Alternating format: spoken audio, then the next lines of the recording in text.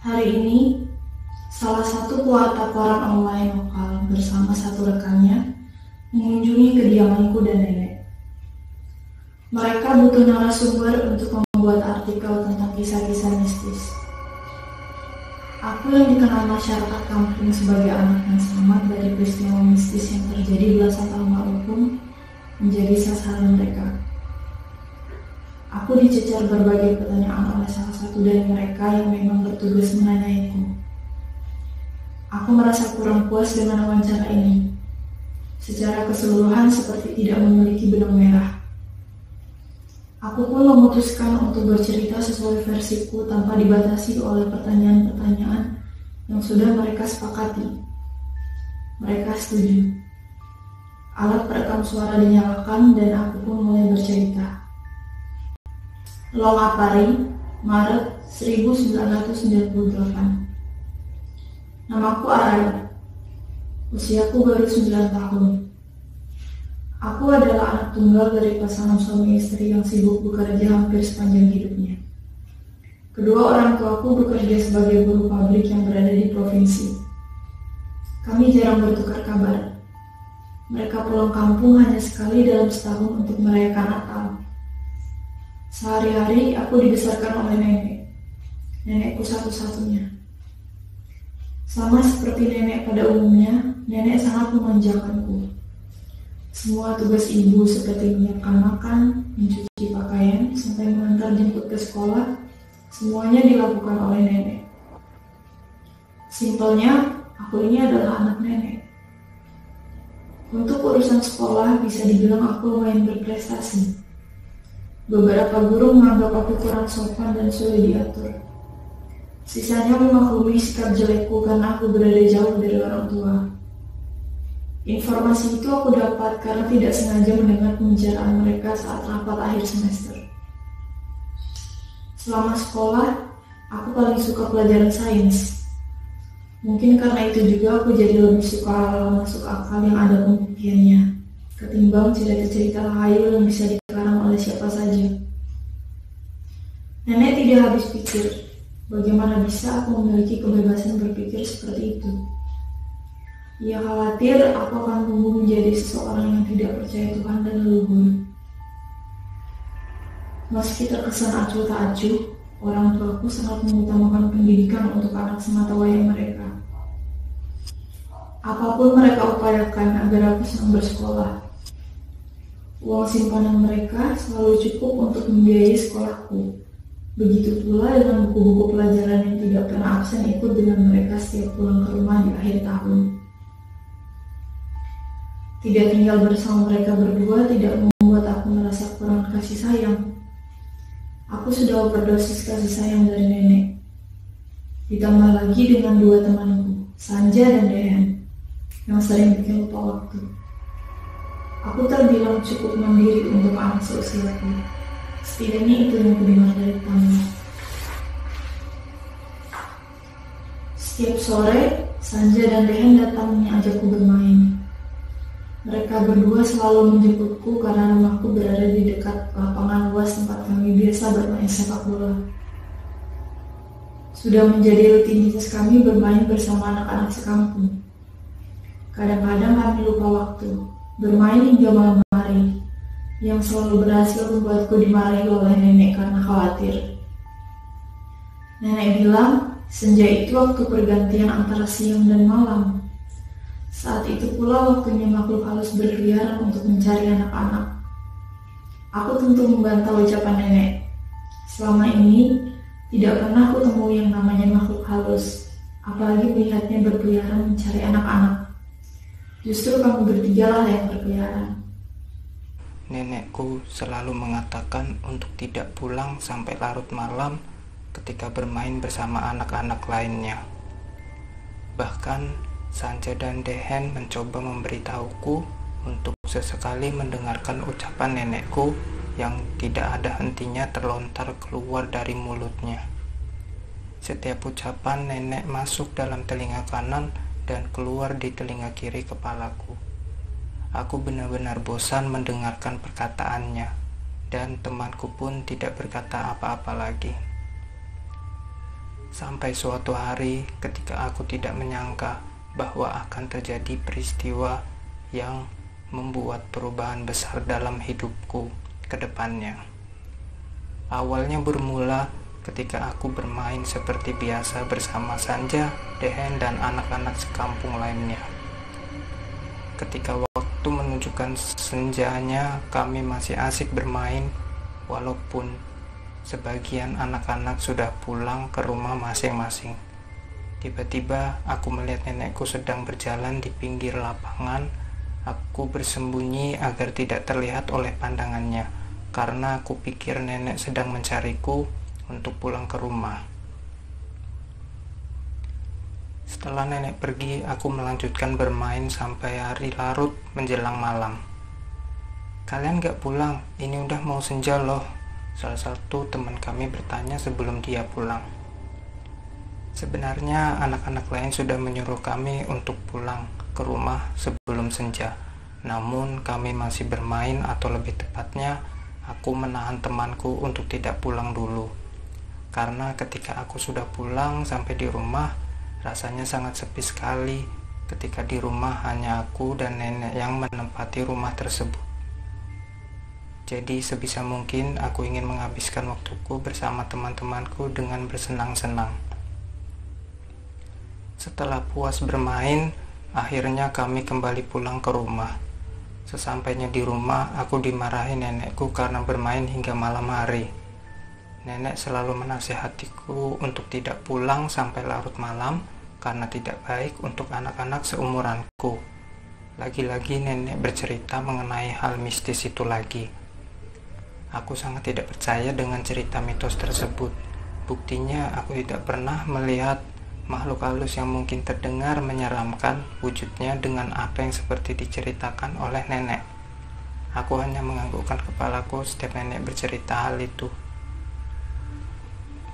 Beberapa hari aku sering bermain hingga larut malam, dan tak henti-hentinya nenek selalu memberitahuku untuk tidak pulang larut malam seperti itu. Sampai titik di mana nenek telah melarangku untuk bermain dan menyuruhku untuk belajar di rumah saja. "Nenek, aku mau main," bentakku. Tentu saja aku tidak setuju dengan perintah nenek. Aku tidak mungkin hanya menghabiskan waktuku di dalam rumah seharian. Aku juga butuh hiburan. Apalagi aku hanya disuruh belajar sangat membosankan sekali. Yang ada malah kepalaku yang sakit karena kebanyakan belajar. Lagian bukannya waktu di sekolah sudah digunakan untuk belajar, jadi kenapa waktu di rumah harus digunakan hanya untuk belajar juga? Karena tidak betah hanya di rumah, sedangkan teman-temanku asik bermain, aku nekat keluar dari rumah karena aku kesal ditahan di rumah seperti ini. Aku pergi ke tempat yang jauh dari biasanya tempat aku bermain bersama teman-temanku. Bahkan aku pergi ke tempat yang belum kujelajahi sebelumnya. Aku sangat tidak suka ketika nenek memarahi dan melarangku untuk bermain. "Nenek," aku terkejut ketika melihat nenek menghampiriku. "Arai, maafin nenek ya," dengan suara yang pelan seperti berbisik. Tanpa pikir dua kali, aku langsung memeluk nenek. Kemudian nenek mengajakku untuk pergi pulang bersamanya, dan aku masih bertanya-tanya, kenapa nenek bisa tahu aku berada di tempat ini. Aku sangat ingin bertanya kepada nenek bagaimana bisa ia menemukanku di sana. Akan tetapi sifat keras kepalaku membuatku enggan bertanya kepada nenek. Aku pun langsung masuk pergi ke kamar tanpa melihat ke belakang. Saat itu nenek sedang memasak. Itulah kegiatan nenek sehari-harinya. Berkebun, memasak, dan menyuruhku pulang tepat waktu. Setidaknya itulah kegiatan nenekku yang pemarah, namun ku sayang. Paling nenek sudah mengikutiku diam-diam saat aku kabur tadi. Dengan cara itulah ia bisa menemukanku di sana. Ucapku di dalam hati sembari aku memasuki kamar. Sesampainya di kamar, aku langsung merebahkan badanku di kasur lipat milikku. Saat aku merebahkan badanku, aku merasakan kulitku seperti tergores oleh sesuatu. Aku langsung bangkit dari kasurku dan langsung mencari sesuatu yang melukaiku. dan tidak ada apapun di sana. Aku melanjutkan berbaring. Rasa gatal itu tak kunjung hilang. Aku langsung merepas spray kasur untuk mencucinya. Pasti ini ulah kustu busuk di sarung bantal dan sprayku, ucapku dengan kesal. Saat aku pergi membawa sarung bantal dan sprayku ke sumur di belakang rumah untuk direndam, saat aku melalui pintu dapur, aku melihat sesosok bayangan seseorang yang mengerikan di balik tirai pintu dapurku. Tubuhnya kurus kering, rambutnya kusut dan panjang terurai ke lantai, dengan posisi tubuh menungging layaknya seekor kalajengking. Sungguh suatu pemandangan yang sangat mengerikan untukku. Aku tidak menyangka bahwa hal ini benar-benar terjadi kepadaku. Sosok itu bergerak mendekat. Aku sangat ketakutan. Akan tetapi, aku terus menyangkal bahwa kejadian ini tidak nyata.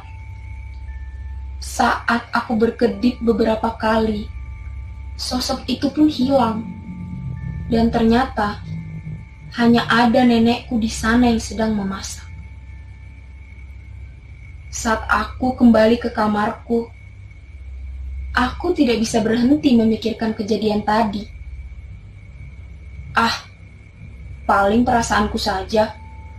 Mungkin karena aku kurang istirahat, ucapku dalam hati.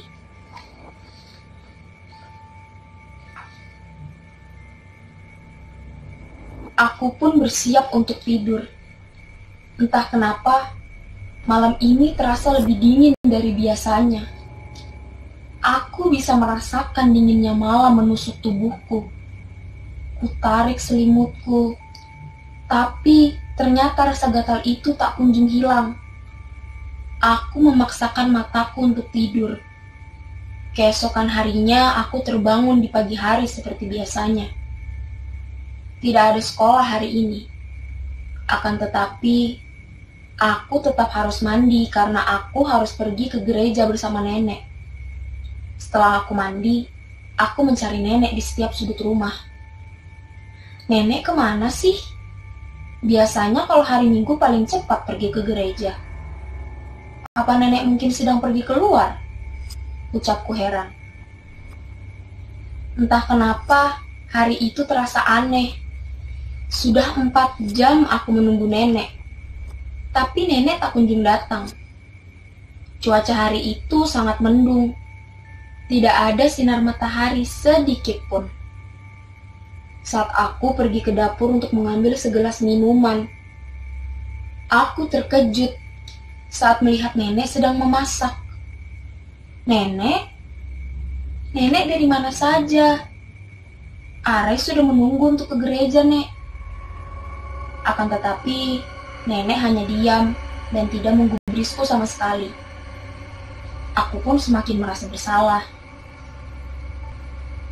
Apakah nenek masih marah padaku?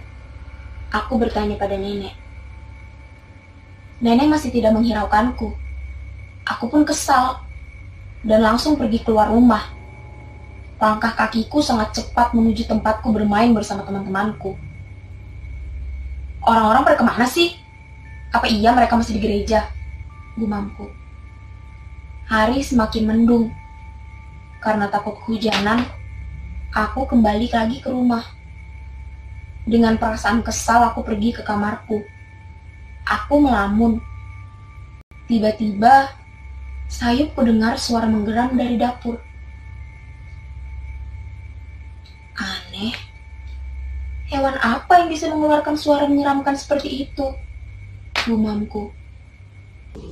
Kulangkahkan kakiku ke dapur untuk memastikan suara apa yang kudengar tadi. Ketika aku menggeser tirai dapur untuk mengintip, tiba-tiba ada sosok aneh yang berlari begitu cepat menghindariku. Sangat cepat, sehingga aku hanya bisa memastikan dia dengan ekor mataku saja. Banyak hal-hal aneh terjadi belakangan ini. Aku yakin ini bukan imajinasiku saja. Aku mengalami ini dengan kesadaran penuh. Kembali kulangkahkan kakiku ke kamar. Aku duduk di tepi kasur. Kurenungkan kembali apa yang telah terjadi kepadaku. Apakah ini karena aku tidak ke gereja? Kulipat tanganku, kutundukkan kepalaku, dan aku bersimpu di depan kasurku. Kulantunkan lagu-lagu rohani dan doa-doa sederhana kepada Tuhanku. Setelah selesai aku berdoa, aku memutuskan untuk kembali tidur siang. Aku baring di atas kasurku, dan baru saja aku ingin menjamkan mataku, tiba-tiba dari kejauhan aku mendengar namaku dipanggil. Arai! Arai! Kamu di mana? Arai! Begitulah suara yang kudengar dari kejauhan. Sangat kecil, hampir tidak terdengar. Dengan sigap, aku bangun untuk mencari nenekku. Siapa tahu dia mengerti apa yang terjadi. Aku mencari dia ke seluruh rumah, tapi tidak menemukannya sama sekali. Aku memutuskan untuk mencari keluar rumah. Aku berteriak memanggil namanya tanpa lelah dan kenal waktu, sehingga hari sudah mulai gelap. Aku terus berteriak memanggil namanya, tapi nihil. Aku sama sekali tidak menemukannya. Aku memutuskan untuk kembali ke rumah. Aku berpikir mungkin saja dia sekarang ada di rumah. Dengan langkah kecilku, aku kembali ke rumah. Dari kejauhan, kembali aku melihat sosok bayangan yang tempo hari pernah kulihat. Dari kejauhan, kulihat dia membungkuk dengan rambut panjang tapi tipis. Aku sangat takut. Bayangan apa itu? Baru saja aku berkedip sekali, bayangan itu sudah hilang tanpa bekas, lenyap seperti ditelan bumi.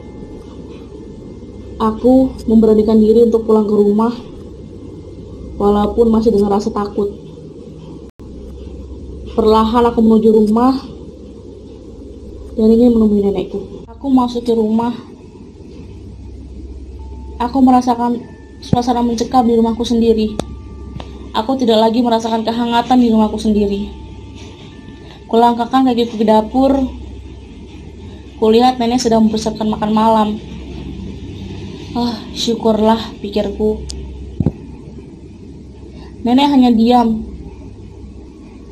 Bahkan dia tidak bertanya aku dari mana. Meja sudah disiapkan, makanan pun begitu. Kali ini aku putuskan untuk berdoa sebelum makan. Karena kejadian telah menimpaku, aku pikir bagus untuk berdoa. Sembari berdoa, kudengar suara langkah kaki nenek kembali ke dapur. Setelah selesai aku berdoa, aku menyendok suapan pertamaku. Teriakku. Nasi dan lauk yang ada di piringku berubah menjadi belatung serta lendir yang bau busuk. Beranjak aku dari tempat dudukku, berlari ke dapur untuk melihat nenekku. Nenek yang sedang mengaduk panci yang berisi lendir yang hampir kesuap tadi. Aku terdiam, kakiku terbaku, bergetar, keringat dingin menguncur di seluruh tubuhku. Sosok yang kusangka-sangka adalah nenekku sendiri, ketika dia membalikkan badannya, sikutnya Lututnya serta telapak kakinya masih dalam posisi yang sama, namun badannya memutar kepadaku. "Ah!" ucapku. Tanpa sepatah kata lagi, aku berlari sekencang-kencangnya tanpa menengok ke belakang. Terus berlari, nafasku terengah-engah, jantungku berdebar-debar. Namun aku masih mendengar suara makhluk itu memanggil namaku. "Arai, Arai," begitu katanya. Seketika semua keadaan menjadi sepi dan gelap. Rumah-rumah warga berubah menjadi pohon dan kayu yang sangat rindang.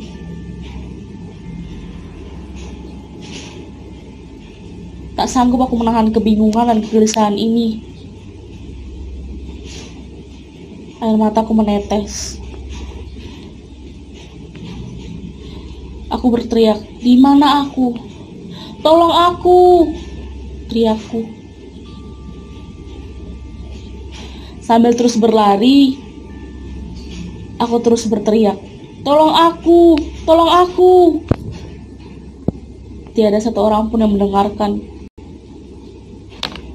Jalan sangat gelap. Aku tidak bisa melihat apa-apa. Aku hanya berlari tanpa melihat sesuatu yang di depanku. Tiba-tiba, gubrak! Aku terjatuh. Kakiku tersandung oleh batang pohon yang tumbang. Kepalaku terhantuk oleh batu yang telah menungguku di bawah tanah. Perlahan aku mulai hilang kesadaran. Aku lelah. Aku bingung. Aku sudah tidak sanggup lagi. Aku bahkan merintih terus. Rintihan terakhirku, "Tolong, tolong." Hanya itulah rintihan terakhirku. Dengan segala sisa tenaga yang kumiliki, aku terus berteriak meminta tolong. Sampai pada saat dimana kekuatan, keinginan, bahkan harapan untuk selamat dari kejadian itu pun perlahan-lahan mulai menghilang. Kutundukkan kepalaku sambil kupejamkan mataku. Kugunakan sisa-sisa kekuatan yang kumiliki untuk memeluk erat kedua kakiku yang terlipat. Rasa penyesalan mulai merayap ke seluruh tubuhku. Mengapa tak kudengarkan nasihat nenek? Padahal dia hanya ingin menjagaku dari kejadian seperti ini. Kalimat penyesalan inilah yang terus-terusan terulang di kepalaku. "Maafkan Arai, Nek." Tanpa kusadari kata-kata ini keluar begitu saja dari mulutku saat itu. Karena rasa penyesalanku yang begitu besar terhadap nenek. Kuharap dapat memiliki satu kesempatan. Kesempatan pertama yang sangat aku inginkan saat itu, bukan untuk selamat, tapi untuk meminta maaf kepadanya. Aku terus-menerus menangis, tanpa mengubah posisiku yang sedari tadi hanya memeluk kedua kakiku yang terlipat. Kurasakan hawa dingin semakin menusuk ke permukaan kulitku. Aku tak memiliki keberanian untuk mengangkat kepalaku, apalagi untuk membuka kedua batangku. Aku memutuskan untuk berdoa, tapi tak kutemukan kalimat-kalimat yang tepat untuk kupanjatkan kepada Yang Maha Kuasa. Sampai akhirnya, hanya satu kalimat yang bisa terucap sebagai sebuah doa yang mampu kupanjatkan saat itu. Kumohon, temukan aku. Tangisku tak lagi sekejam tadi. Aku menyadari bahwa kejadian ini adalah buah dari kesalahanku sendiri. Tak kupungkiri bahwa aku sangat ingin selamat, tapi tak kusalahkan Yang Maha Kuasa jika tak mengabulkan keinginanku. Atas semua sikapku terhadap nenek, kurasa aku pantas mengalaminya. Saat aku mulai tenggelam dalam penyesalan itu, samar-samar ku dengar suara orang memanggil namaku. Tanpa berpikir panjang, kunaikkan kepalaku dan kubuka kedua mataku yang terus tertutup sejak tadi. Aku kembali berteriak dengan sisa kekuatanku yang kumiliki. Saat itu, kurasakan penglihatanku mulai mengabur karena air mata yang hampir memenuhi seluruh bagian dari mataku. Aku menangis kencang-kencangnya sambil berteriak meminta tolong. Kulihat cahaya mendekatiku perlahan. Kusadari bahwa aku mengenali orang-orang yang sedang berjalan menghampiriku saat itu. Mereka adalah warga kampung. Melihat mereka membuat tangisku semakin menjadi-jadi. Bukan karena perasaan takut seperti yang kurasakan tadi, melainkan rasa syukur karena mereka yang menemukanku. Mereka mendekatiku, menunjukkan wajah prihatin akan keadaanku, dan akhirnya memelukku. Kamu tidak apa-apa. Kami sudah mencarimu sejak tadi siang, Arai. Berkali-kali kami melewati area ini, tapi tidak pernah sekalipun melihat kamu. Ucap salah satu warga yang menemukanku itu. Aku selalu berada di sana, tidak pernah pergi, ucapku, sambil kuarahkan jari telunjukku menunjuk ke arah hutan yang gelap. Beberapa laki dewasa itu pun saling menatap dan menunjukkan raut wajah kebingungan. Tidak ingin larut dalam segala pertanyaan yang membuat mereka semakin bingung. Mereka pun memutuskan untuk segera membawaku pulang ke rumah. Selama perjalanan pulang, mereka tak sedikit pun menyinggung perihal kejadian yang aku alami. Hanya berusaha menenangkanku. Saat kami mulai mendekati rumahku, kulihat seseorang yang sangat ingin kutemui sejak tadi. Dia berdiri tepat di depan pintu rumah kami, melipat kedua tangannya sambil mengucapkan kata-kata yang tak terdengar suaranya. Kulihat wajah tuanya ditimpa dengan perasaan khawatir yang sangat besar. Tanpa kusadari, dengan sekuat tenaga aku berlari menghampirinya. Entah dari mana kekuatan itu kupiliki. Aku sungguh tidak peduli. Segera aku peluk tubuh rentanya. Kurasakan punggungnya sedikit terhuyung merasakan kuatnya tenagaku saat memeluknya. Maafkan Arai, Nek. Maafkan Arai. Iya, Arai. Nenek tidak pernah marah denganmu. Nenek hanya ingin menjagamu karena Nek sangat menyayangimu. Kamu tahu itu kan? Iya, Nek. Arai tahu.